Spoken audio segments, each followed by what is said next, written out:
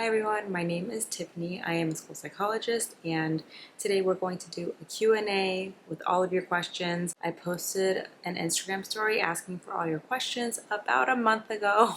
I am so exhausted. One, from having two little babies. One is almost 3 and the other one's almost 1. I am exhausted.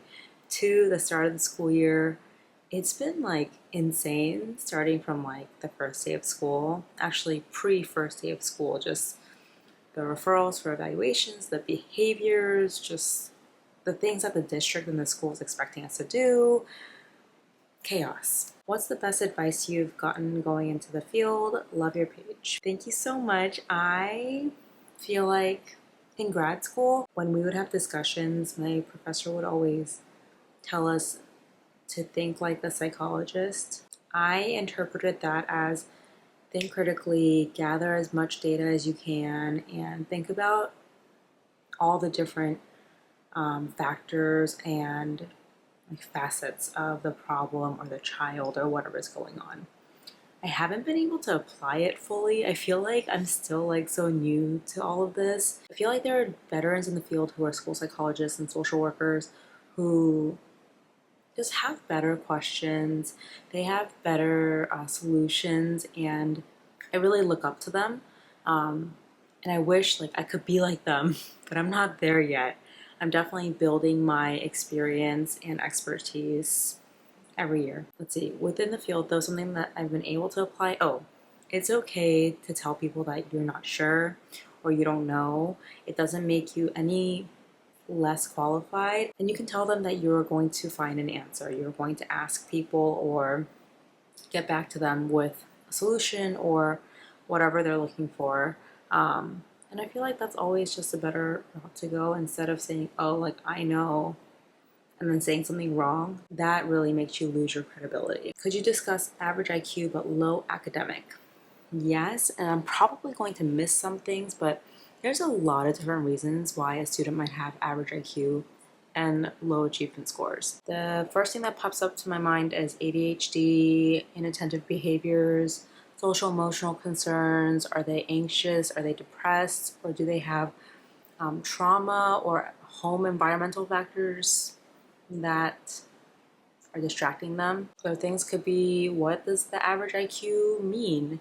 Is it a spread of scores? Like, are there really high processing areas? Like maybe their verbal comp and fluid reasoning are really high, but their working memory is really low. And that makes their score like average, but that low working memory could really impact their academics. Do you have any advice on how to make practicum experience the most meaningful? Practicum for me, and I know every program is so different, but that is really when you first get your experience like in the schools with the little knowledge that you have like as a grad student.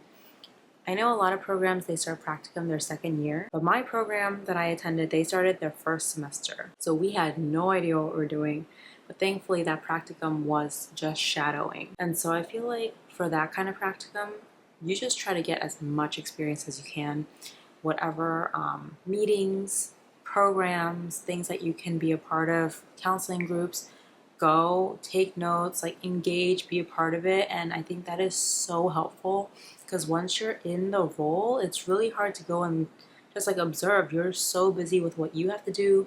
Plus there's, I don't know, it's just you don't get those opportunities as easily as when you're a grad student. For things like counseling, consulting, testing, those kind of practicum experiences, definitely lean on your supervisor, ask good questions, write everything down, whether it's on paper or digitally. Like, you're not going to remember all of it. Give yourself grace because you're not going to know what you're doing to like what people are talking about.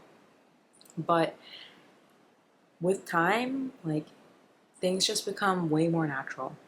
Just one more thing about practicum to make it the most meaningful: build relationships with your supervisors and the people that you meet, because that could take you really far. Like that could land you a job. You can continue those relationships. They can continue to be your mentor.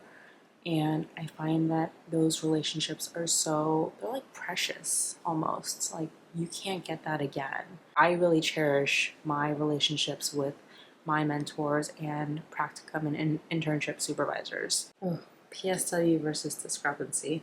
Some will say they're the same thing, some will say they're different. I don't think there's a great way for us to identify specific learning disabilities, and I've gone down many rabbit holes, spent many hours researching this because I'm trying to make it make sense for myself so that I can explain it to parents and teachers. I prefer patterns of strengths and weaknesses because I can sort of line up the numbers and it makes sense to me, versus just saying, oh, there's a discrepancy between their IQ, overall IQ score, and then an academic score. I just feel like that's way too broad and there's way more room for errors and assumptions. So we'll leave it at that. Before studying for school psychology, were you exposed to it in some way? Not really. I was exposed to behavior therapy, psychology, just because I studied psychology in undergrad, and then I was a behavior therapist, an ABA therapist for a year before working in a private school, like a private learning center. Kind of just stumbled upon it, and yeah, now I'm a school psychologist, and it's been an amazing journey. I share my story in a couple of my videos. I will link it over here if you want to check it out. Recommendations for trainings on SPED law and ed code. Ooh, I feel like that's a really good idea. There are a lot of good trainings on schoolpsych.com, and they always have like really amazing sales. It's like under $100 for access to all of their videos. They're all NASP approved and you can get CPD for them. But I also feel like a lot of intricacies of the law, or like how it's interpreted, is different state to state. And so you probably would need to find something through your state's association maybe. If anyone else can provide some input about your state, that would be really helpful. Most difficult part of the job. I would say the first few years, it's definitely the paperwork, how to navigate it, what to write, what kind of data you're supposed to collect, and also navigating the school system, learning the different personnel and the different roles, just like things that you don't necessarily learn in grad school. Hi Tiffany, I would love to know how common things like FBAs, BIPs are for your role. This is highly dependent on your district, county, state, and how they view your role. Me personally, we can be involved if we want. I'm sure like they will never say no to us filling out the paperwork or doing all the observations, but it is a very intensive process, like time intensive, work intensive. Like you have to do a lot of observations, fill out a lot of paperwork, collect a lot of data. In my current district, we have behavior specialists and BCBAs, and whenever we want to sign off, we invite them to the meeting, and then they kind of take it from there, which has been amazing. And I love our behavior specialist. I do not envy her though, because she has so many schools and so much work cut out for her, but she seems to enjoy the job. So I'm happy for her and I love working with her. What are some things you wish you did or learned during internship? This is very personal just because I did internship during COVID and I feel like I missed out on so much. Like, yeah, we had to learn to pivot and I don't know, do things differently, got creative, but I didn't get the true like hands-on experience from the get-go. Like we started virtually. It was insane. Like I just got married, I moved in with my husband, and then we were stuck in the house together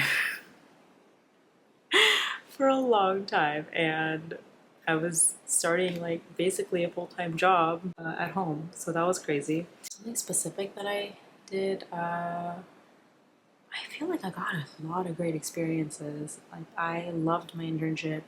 I feel like they did the most and I really appreciated it and I would choose them again if I had the chance. Tips to make being a school psych more sustainable. Love what I do but feel exhausted. I think this is easier said than done. So I'm gonna list a couple things that you can do to make it easier. But I think you have to be okay with setting boundaries and saying no. And you have to have other priorities. Like if your priorities, like you start having kids, they're probably going to be your priority. and you're not going to pour in as much time into your job and these other kids. And you really shouldn't, because your family should be your priority. Coming in and leaving during contract hours, I know sometimes it's not possible, but really try to stick to it, trying to get all your work done during contract hours. That means maybe less chit chat with your coworkers, less doing other things, maybe spending a lot of hours report writing at work, which is really hard when, you know, you feel like people need you or you have so many other things to do. But if it's not a must do at work, and maybe not doing it. I think this also depends on your caseload, how many schools you have, your role. If it's really not sustainable and that's like a district issue, look for a different district to work for. And reaching out to people in different districts to see what their roles and contract looks like could be very helpful. Like even around here, some school psychologists work 8.5 hours and 11 months, and others work 7 hours and 10 months. So it really depends on where you work. And then some expect you to do way more counseling, or they expect you to have like I don't know, 5-6 schools. It's just really dependent on how they're set up and how they view you. Like, are you a mental health support, or are you just an evaluator for special education, or are you something in the middle, so you have a lot of different things to do. Bag you use for work and internship survival guide tips. I have a bunch of videos on internship, which I will link here, maybe the playlist. Bag you use for work. It actually changes every year.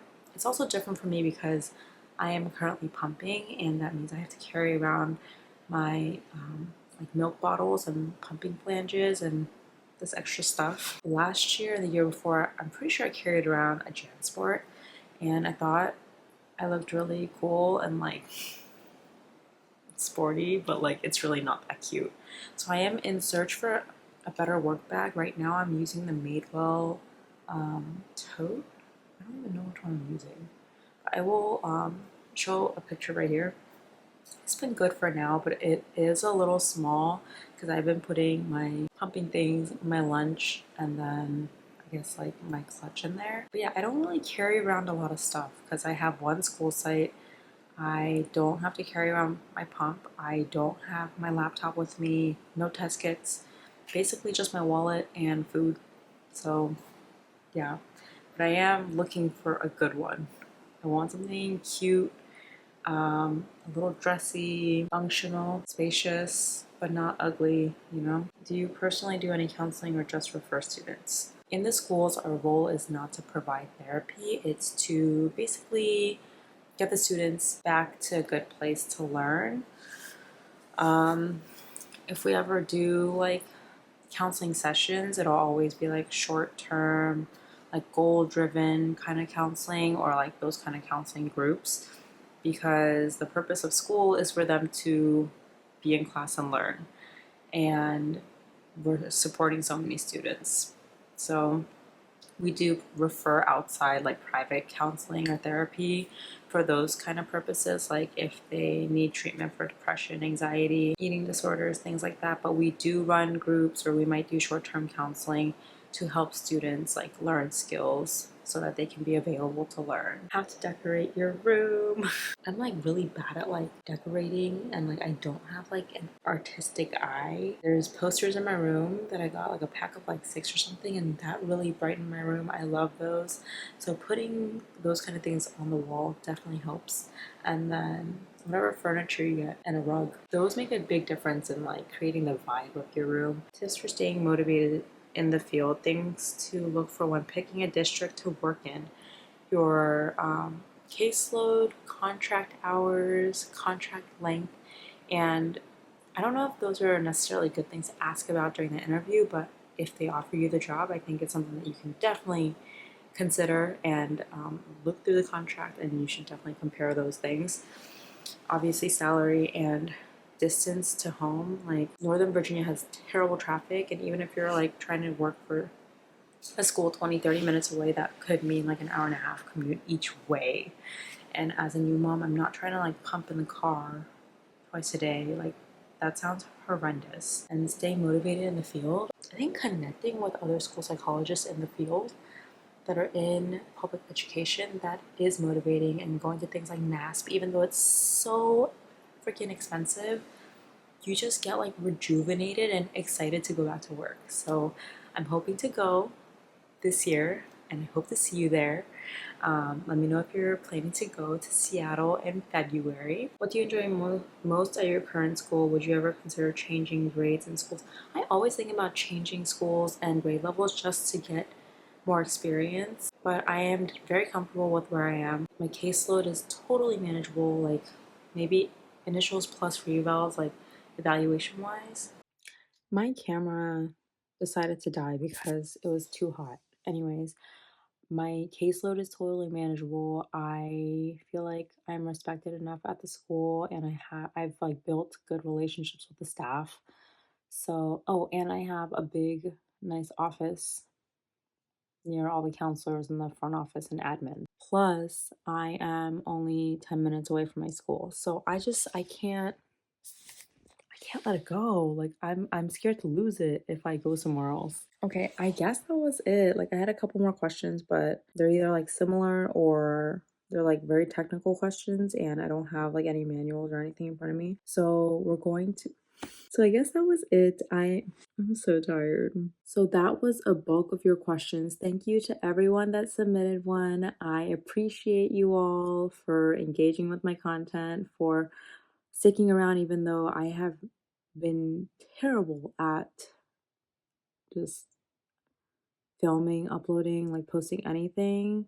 I feel like usually I'm the most active on Instagram stories and TikTok.